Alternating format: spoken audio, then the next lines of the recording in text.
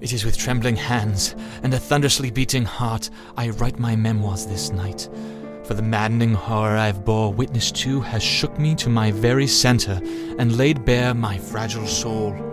Aye, we spend our entire lives believing that we are alone in our own lonely plane of existence. No heaven, no hell, only our own finite lives and the long, agonizing ticking of the biological clock. The reason for my melodramatic outburst will be known to the world soon. Whether they believe the scribbling of a madman, I know what I saw.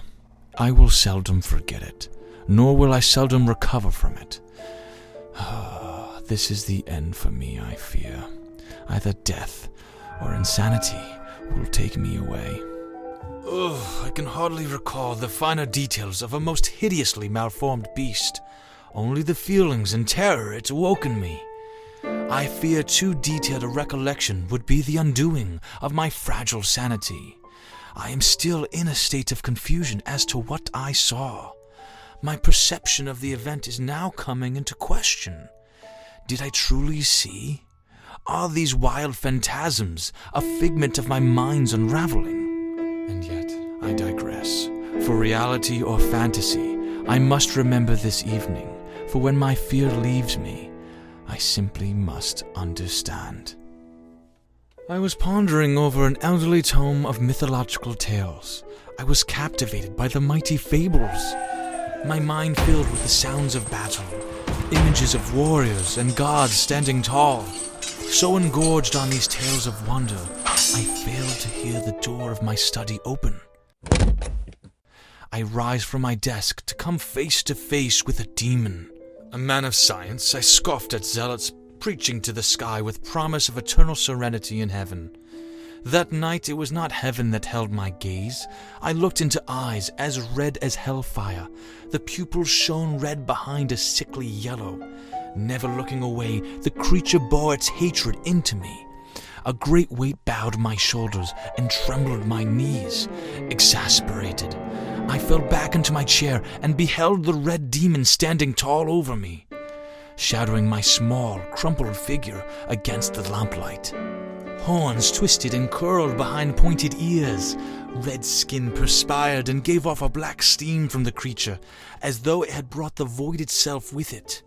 A tail gently stroked walls and bookcases, exploring this foreign domain. The demon spoke to me then, its voice booming through the small room, a voice that raced my heart at each syllable, chilled my soul with each letter exaggerated. Farewell, happy fields, where joy forever dwells. Hail, horrors, hail. At this, my mind went as my body had already.